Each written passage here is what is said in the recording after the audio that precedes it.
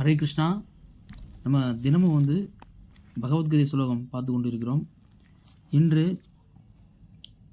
பகவத்கீதை உண்முறிவில் அத்தியாயம் 1 ஸ்லோகம் 27, 28 காண இருக்கிறோம்.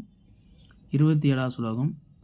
தான் சமஸ்ய கௌந்தேய சர்வான் பந்தூன் அவஸ்திதான் கிருபயா பரய விஷ்டோ விசிதன் இதம் அப்ரவித். மொழிபெயர்ப்பு: குந்தியின் மகனான அர்ஜுனன் பலதரப்பட்ட நண்பர்களையும் உறவினர்களையும் பார்வையிட்ட போது கருணையில் மூழ்கி இவ்வாறு கூறினான். ஸ்லோகம் 28. அர்ஜுனா உவாச திருஷ்டவேமம் சவஜனம் கிருஷ்ண யூஷ்டும் சமுபஸ்திதம் சிதந்தி மா காத்ராணி முகம் ச பரிசிஷ்யதே. மொழிபெயர்ப்பு: அர்ஜுனன் கூறினான், எனது அன்பு கிருஷ்ணரே, போரிடும் உணர்வுடன் என் முன் கூடியுள்ள எனது நண்பர்களையும் உறவினர்களையும் கண்டு என் உடல் அங்கங்கள் நடுங்கி வாய் உலர்வதை உணர்கிறேன். ஹரே கிருஷ்ணா. இந்த ஸ்லோகத்தில் பார்த்தீங்கன்னா, அர்ஜுனன் 2 சேனைக்கிடையில் தேர் நிறுத்த சொல்கிறார். அப்புறம் யார் யார் எந்தெந்த படை நிற்குன்னு கிருஷ்ணர் அவரை பார்க்க சொல்கிறார். பார்த்தா நீ பாரு யார் யார் நிற்கிறாங்கன்னு கிருஷ்ணா சொல்கிற மாதிரி போன ஸ்லோகத்தில் பார்த்தோம். இப்போ பார்த்தீங்கன்னா, அர்ஜுனன் அதை பார்த்துட்டு என்ன பண்ணுறாரு, கண் கலங்கி நிற்கிறார். நம்மளோட உறவினர்கள், சொந்தக்காரர்கள் இவங்களை நம்ம சண்டை போட்டு நம்ம வெற்றி பெறணுமா அப்படின்னு வருத்தப்படுறார். மேலும் பார்த்தீங்கன்னா, அர்ஜுனன் பொருளில் தெய்வத்திரு ஆசா பக்தி வேதாந்த சுவாமி பிரபுபாதா என்ன கூறுனார்னா, தன்னுடைய படையை பார்த்தே அவர் இறக்கப்படுறார். இவங்கெல்லாம் ஒரு நாளைக்கு சப்போஸ் இந்த போரில் இறக்க வேண்டி வருமே அப்படின்னு. அதே மாதிரி எதிர்ப்படையில் இருக்கவங்களையும் பார்த்து அவர் இறக்கப்படுறார். போரில் இவங்களாம் அடைஞ்சாங்கன்னா அவங்க குடும்பம் என்ன ஆகும், அவங்க கஷ்டப்படுவாங்களா, அவங்க வீட்டில் உள்ளவங்க வாழ்க்கை இதாகுமே ஒரு கண்ணீரோடு மூழ்கி, மேலும் தன்னோட உறவினர்கள் பாட்டனார் எல்லாரையும் பார்த்து, தன் தம்பிகள் நண்பர்கள் எல்லாம் பார்த்து இவங்க கூட நம்ம சண்டையிட்டு என்ன ஆக போகுது அப்படிங்கிற மாதிரி மனநிலையில் கண்ணெல்லாம் கலங்கி போய் அப்படி போருக்கு தயாராக இருக்கும்போது என்ன பண்ணுறதுன்னு தெரியாமல் அப்படியே திகைச்சு போய் நிற்கிறார். இந்த மாதிரியான சூழ்நிலை இந்த 2 ஸ்லோகத்தில் கூறப்பட்டுள்ளது. பொதுவாக அவர் பார்த்தீங்கன்னா, கோழைத்தனத்தில் அவர் கண்ணீர் அழுகி நிற்கல. கண்ணீரெல்லாம் விட்டு நம்ம சண்டைக்கு பயந்தோ இல்லைனா நம்ம அடிபடுவோம் அப்படி இல்லாமல் மற்றவங்களுக்காகவும் மற்றவங்களோட வாழ்க்கைக்காகவும் இது அவங்க வாழ்க்கையும் இந்த ஒரு போரில் அழிய வேண்டியது இருக்குன்னு அந்த ஒரு நல்ல ஒரு இறக்க குணத்தினால அவர் வருத்தப்படுறார். அதாவது பகவான் கிருஷ்ணன் மீது அல்லது பகவான் விஷ்ணு மீது நம்ம தூய பக்தி செலுத்தும் போது என்ன ஆகும்னா, கடப்பலம் இல்லாத எந்த விதமான எதிர்பார்ப்பு இல்லாத, அதாவது பக்தி எப்படி இருக்குன்னு ரூப கோஸ்வாமி சொல்கிறார். அண்ணா விலாசிய சூனியம் ஞானா கர்மாதி, அதாவது எந்தவித ஞானத்தோட கலப்படம் இல்லாமலும், நான் ஒரு பெரிய பண்டிதன், பெரிய பெரிய படிப்பு சாஸ்திரங்கள் வேதங்கள் படிச்சிருக்கேன், அந்த மாதிரி எண்ணங்கள் நம்மளுக்கு இல்லாமல், மேலும் நான் உயர்ந்த குலத்தை சேர்ந்தவன் அந்த மாதிரி எண்ணங்கள் இல்லாமல், மேலும் கர்மம், நான் நிறைய திறமையான செயல்கள் செய்கிறேன், கர்மத்தினோட வேலையை நான் கரெக்டாக செய்கிறேன், என்ன மாதிரி யாரும் என்னுடைய வேலைகள் செய்ய முடியாது அந்த மாதிரி நினைக்காம, அந்நியாபியாசம் ஞான கர்மாதி, அதாவது கர்மங்களை கரெக்டாக செய்கிறது, அப்புறம் ஞானத்தை வளர்த்துக்கிட்டு சாஸ்திர ஞானம் அறிவியலை வளர்த்துக்கிட்டு அது மூலமாகவும், இந்த யோகங்கள் சித்திகள் யோகம் மூலமாகவும், இந்த மாதிரி எந்த ஒரு பலநோக்கு செயல்கள், ஒரு செயலை செஞ்சுட்டா இது எனக்கு கிடைக்கணும், நான் இவ்வளோ முயற்சி பண்ணியிருக்கேன், இது எப்படி கிடைக்காம இருக்கலாம், அந்த மாதிரி பலனை எதிர்பார்த்தும் நம்ம பகவானுக்கு சேவை செய்யக்கூடாது, பக்தி செய்யக்கூடாது. நம்மளுடைய எல்லா ஆசைகளும் ஜீரோவாக இருந்து எந்த விதமான எதிர்பார்ப்பு இல்லாமல் பகவானுக்கு சேவை செய்யும்போது அது தூய பக்தி. அப்போந்தான் பகவானோட கருணை நமக்கு கிடைக்கும். நம்மளோட இதயம் தூய்மை அடையும், எல்லா விதமான அழுக்குகளிலிருந்து தூய்மை அடையும். அப்போ என்ன ஆகும்னா, பகவானுக்கு கடவுள்கிட்ட பார்த்தீங்கன்னா தெய்வீகமான குணங்கள் எண்ணற்றவை, நிறைய அவர்கிட்ட ஒரு நல்ல குணங்கள் தெய்வீகமான குணங்கள் உள்ளது. அப்போ பகவான் நோக்கி நம்ம பக்தி செலுத்தும் போது அவருக்கு இந்த மாதிரி தூய பக்தி எந்த வித கலப்படம் இல்லாமல் பக்தி செய்யும்போது என்ன ஆகும்னா, அவரோட நல்ல குணங்கள் வந்து அந்தோட பக்தருக்கு இயல்பாகவே வரும்.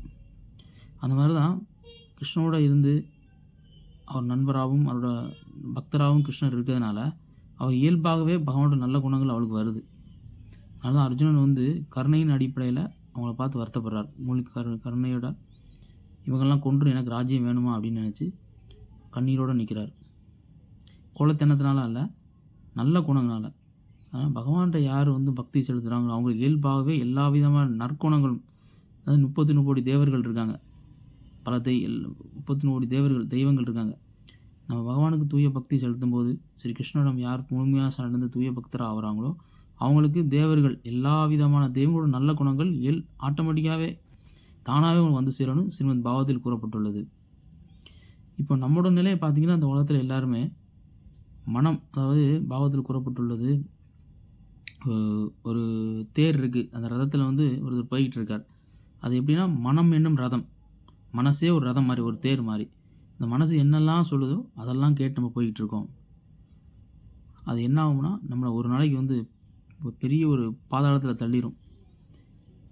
ஏன்னா மனம் பார்த்திங்கன்னா பலவிதமான ஒரே நொடியில் பலவிதமான எண்ணங்களை கொடுக்கும். நம்ம அந்த எண்ணங்கள் பின்னாடி போகும்போது என்னாகும், நம்ம வந்து சரியான முடிவு எடுக்க மாட்டோம். அதுக்காக தான் பகவான் மேலே பக்தி செலுத்தும் போதும், பகவத்கீதை பாகவதம் பக்தரோடு இருக்கும்போதும், தூய பக்தரோட கீழே வழிகாட்டில் நம்ம இருக்கும்போது வந்து நம்ம தவறான வழியில் போகிறதுக்கு வாய்ப்பு இல்லை. ஏன்னா மைண்டு வந்து எப்போனாலும் ஏதோ ஒரு தாட்டை கொடுத்து நம்மளை வந்து தவறான வழியிலையோ இல்லைன்னா இந்த உலகம் சார்ந்த விஷயங்கள்லையோ வந்து நம்ம ஆழ்த்தி நம்ம உண்மையை இந்த ஆத்ம உணர்வை அடையாமல், இறை உணர்வை அடையாமல் நம்மளை இந்த மேலும் மேலும் இந்த உலகத்து இன்பங்கள்லேயே அடையணும்னு சொல்லி அவர் கடைசி வேற வந்து அதிலே ஓடிக்கிட்டே இருந்து நம்ம மனித வாழ்க்கையோட எதுக்காக கொடுக்கப்பட்டுன்னு தெரியாமல் இறந்துடுவார். நீ பார்த்தீங்கன்னா உதாரணத்துக்கு ஒரு ரோட்டில் தண்ணி இருக்க மாதிரி இருக்கும், காணல் நீர். உள்ள கிட்டே பார்த்தா ஒன்றுமே இருக்காது. நல்லா வெயில் அடிக்கும்போது பார்த்தீங்கன்னா ரோட்டில் தண்ணி இருக்க மாதிரி தெரியும், பக்கத்துலேயே பார்த்தா ஒன்றும் இருக்காது. இப்படி தான் ஒரு மிருகம் வந்து என்ன பண்ணுச்சு, நாய் தண்ணி குடிக்கணும்னு அதை துரத்திக்கிட்டே போகுது. பக்கத்தில் போனால் அப்படி போய்கிட்டே இருக்கு. லாஸ்ட்டில் வர தண்ணீர் கிடைக்கல.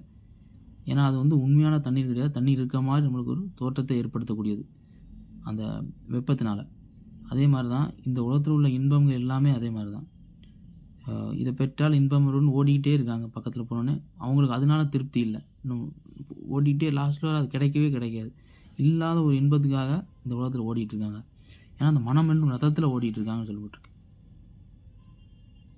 இதுவும் ஸ்ரீமத் பாகவத்தில் கூறப்பட்டுள்ளது. அப்போ அந்த மனம் சொல்வதை கேட்டு அவங்க போயிட்டு இருக்கும்போது இந்த உடலும் அழியக்கூடியது, உடல் சார்ந்த விஷயங்கள் அவங்க அதை அடையணுங்கும்போது வந்து அவங்களால எந்தவித தெய்வீக குணத்தையும் வளர்த்துக்கிறது ரொம்ப ரொம்ப கடினமானது. அவங்க மனசொன்னதை கேட்டு எப்போனாலும் தவறான வழியில் போகிறதுக்கு வாய்ப்பு இருக்குது.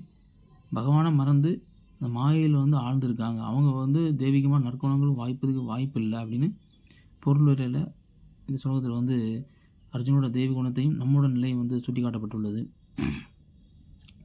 மேலும் பார்த்தீங்கன்னா ஸ்ரீ ராமச்சந்திர பகவான், அதாவது தசரத மகாராஜா வந்து நாளை வந்து ராமர் முடிசூட்டுவார், அவர் அரசனாவார் என்று அவர் குணங்கள் பகவான் அவதரிக்கும் போது பார்த்தீங்கன்னா அவர்கிட்ட ஒவ்வொரு வகையான தெய்வ குணங்களை வெளிப்படுத்துவார். அதே மாதிரி தான் அவருக்கு நம்ம பக்தி செலுத்தும் போதும் நம்மளுக்கு அதே தெய்வீக குணங்களும் வரும். அப்படிங்கிறது ராமச்சந்திர பகவான் தன் நடத்தை மூலம் பலது காட்டியிருக்கிறார். ராவணனை பார்த்தீங்கன்னா அவர் நினச்சா ஒரே தடவை கொண்டு இருக்கலாம். ஆனால் வந்து அவருக்கு வாய்ப்பு கொடுத்து அவரை யோசித்து இந்த போரை நிறுத்தலாமா, அவரை கொல்ல வேண்டாங்கிறது பல வாய்ப்பு கொடுப்பார். ஆனால் ராவணன் அவரோட அகங்காரத்தினால கேட்காம திரும்ப வந்து அவரை போர் புரிஞ்சு லாஸ்ட்டில் வந்து இறப்பார். அதே மாதிரி விபீஷணன் அவர் தம்பியும் தெரிஞ்சும் அவரோட சரணடைஞ்சனால அவர் எடுத்துக்கிட்டார். இந்த மாதிரி பகவானோட தெய்வீகமான குணங்கள் அவரோட பக்தருக்கும் இயல்பாக வரும். அதனால் ஒரு மனிதன் வந்து எந்தளவுக்கு உயர்ந்திருக்கான் அப்படின்னா எந்தளவுக்கு நல்ல குணங்களை வளர்த்துருக்கானோ அந்தளவுக்கு உயர்ந்த மனிதர். அதனால் பகவானிடம் பக்தி செலுத்தும் போதும் சாஸ்திரம் படிப்பது எதுக்குன்னா நம்ம நற்குணங்களை வளர்ப்பதுக்காக. அதனால் எந்த அளவுக்கு நம்ம நற்குணங்கள் வளர்க்குறோமோ அந்த அளவுக்கு நம்ம பக்குவம் அடைந்து உள்ளோம் என்று தெரிஞ்சுக்கலாம். அதனால் அர்ஜுனன் இந்த மாதிரி ஒரு தூய பக்தர் அப்படிங்கிறதுனால அவரோட கண்ணிலேருந்து கண்ணீர் வந்தது வந்து கோழைத்தனத்தினால அல்ல, அவரோட தெய்வீகமான இறக்க குணத்தினாலன்னு இந்த ஸ்லோகத்தில் கூறப்பட்டுள்ளது. நாளை வந்து நம்ம இன்னொரு ஸ்லோகத்து மூலமாக சந்திக்கலாம். ஹரே கிருஷ்ணா. அனைவருக்கும் இனிய பொங்கல் நல்வாழ்த்துக்கள். ஹரே கிருஷ்ணா.